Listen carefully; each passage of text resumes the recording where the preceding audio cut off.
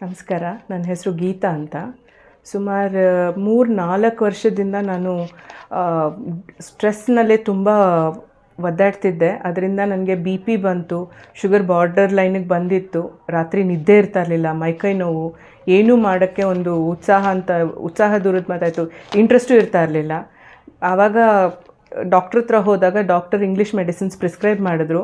B P I ಇದೆ, ನೀವು ಇದು ತೊಗೊಳ್ಳೇಬೇಕು, ಇಲ್ಲ ಸ್ಟ್ರೋಕ್ ಆಗುತ್ತೆ ಅಂತೆಲ್ಲ ಹೇಳಿದ್ರು. ಒಂದು ವಾರ ತೊಗೊಂಡೆ. ಅಷ್ಟೊತ್ತಿಗೆ ಇನ್ನೊಂದು ಫ್ರೆಂಡ್ ಇಲ್ಲಿ ಯಾರು ಸರ್ಟಿಫಿಕೇಷನ್ ಕೋರ್ಸ್ ಮಾಡಿದ್ರು ಅವ್ರು ನನಗೆ ಹೇಳಿದ್ರು, ಇಲ್ಲಿ ಚೆನ್ನಾಗಿದೆ, ಒಂದ್ಸಲ ಟ್ರೈ ಮಾಡಿ ನೋಡಿ, ಇಟ್ಸ್ ಆನ್ ಆಲ್ಟರ್ನೇಟ್ ಮೆಡಿಸನ್ ಅಂತ ಅಂದ್ಬಿಟ್ಟು ಅಂತ. ಸೊ ಒಂದು ಗೊಂದಲದಿಂದನೇ ಬಂದಾಗ ಅವರಿಲ್ಲಿ ನನಗೆ ಎಲ್ಲ ಚೆಕ್ ಮಾಡಿ ಅವರು ಕೆಲವೊಂದು ಆಸನಗಳು, ಮುದ್ರಾಗಳು ಹೇಳಿದ್ರು. ಅದಲ್ಲದೆ ಒಂದಷ್ಟು ಮೆಡಿಸಿನ್ಸ್ ಪ್ರಿಸ್ಕ್ರೈಬ್ ಮಾಡಿದ್ರು. ಅಂದರೆ ಲೇಹಗಳು ಮತ್ತು ಟಾನಿಕ್ ಥರ ಇದೆಲ್ಲ ಕೊಟ್ಟು ಅವರು ಇದನ್ನು ತೊಗೊಳ್ಳಿ, ನೀವು ಒಂದು ವಾರ ಆದಮೇಲೆ ಬನ್ನಿ, ಆವಾಗ ನೋಡೋಣ ಏನು ಡಿಫ್ರೆನ್ಸ್ ಇದೆ ಅಂತಂದರು. ಬಿ ಪಿಗೆ ಸಮೇತ ನ್ಯಾಚುರಲ್ಲಾಗಿ ಪ್ರಿಪೇರ್ ಮಾಡಿರೋ ಅಂಥ ಟ್ಯಾಬ್ಲೆಟ್ಸ್ ಕೊಟ್ಟಿದ್ದರು. ಸೊ ಅದು ತೊಗೊಂಡಾಗ ನನಗೆ ಏನೋ ಒಂಥರ ಪಾಸಿಟಿವಿಟಿ ಅನ್ನಿಸ್ತು. ಮನೇಲೇ ಒಂದು ವಾರವರೆಗೂ ನಾನು ಬಿ ಪಿ ಚೆಕ್ ಮಾಡಿರಲಿಲ್ಲ. 180, 190 ಇದ್ದಿದ್ದು ಒಂದು ವಾರ ಆದಮೇಲೆ ಚೆಕ್ ಮಾಡಿದಾಗ 115, 120ಗೆ ಬಂದಿತ್ತು.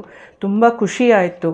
ಮತ್ತೆ ಬಂದೆ ಅವ್ರ ಹತ್ರ. ಅವರಂದರು ಇನ್ನೂ ಒಂದು ತಿಂಗಳು ಹಿಂಗೆ ಕಂಟಿನ್ಯೂ ಮಾಡಿ, ಆಮೇಲೆ ನೋಡಿಬಿಟ್ಟು ನಾನು ಹೇಳ್ತೀನಿ ಅಂತ. ಮತ್ತು ಒಂದು ತಿಂಗಳಾದ್ಮೇಲೆ ಬಂದಾಗ ಬಿ ಪಿ ನಾರ್ಮಲ್ ಇದೆ, ನೀವಿನ್ನೇನೂ ತೊಗೊಳ್ಬೇಡಿ, ಬಟ್ ಸಡನ್ನಾಗಿ ನಿಲ್ಸಕ್ಕೆ ಹೋಗಬೇಡಿ, ಸೊ ನಿಧಾನಕ್ಕೆ ಟೇಪರ್ ಮಾಡೋಣ ಅಂತ ಹೇಳಿದ್ರು. ಸೊ ನಿಧಾನಕ್ಕೆ ಟೇಪರ್ ಮಾಡ್ಕೊಂಡೋಗಿ ಇವಾಗ ನಾನೇನೂ ತೊಗೊಳ್ತಾ ಇಲ್ಲ. ಸುಮಾರು 3 ತಿಂಗಳಿಂದ, ಜನ್ವರಿನಲ್ಲಿ ನನಗೆ ಈ ಪ್ರಾಬ್ಲಮ್ ಇಟ್ಕೊಂಡು ನಾನು ಬಂದಿದ್ದು. ಸುಮಾರು 3-4 ತಿಂಗಳಿಂದ ನಾನೇನೂ ಮೆಡಿಸಿನ್ಸ್ ತೊಗೊಳ್ತಾ ಇಲ್ಲ. ಸೊ ನಂಗೆ ತುಂಬ ಪಾಸಿಟಿವ್ ರಿಸಲ್ಟ್ ಬಂದಿದೆ. ಸ್ಟ್ರೆಸ್ಸು ಹೋಗಿದೆ, ನಿದ್ದೆನೂ ಚೆನ್ನಾಗಿದೆ, ಆರೋಗ್ಯನೂ ಚೆನ್ನಾಗಿದೆ.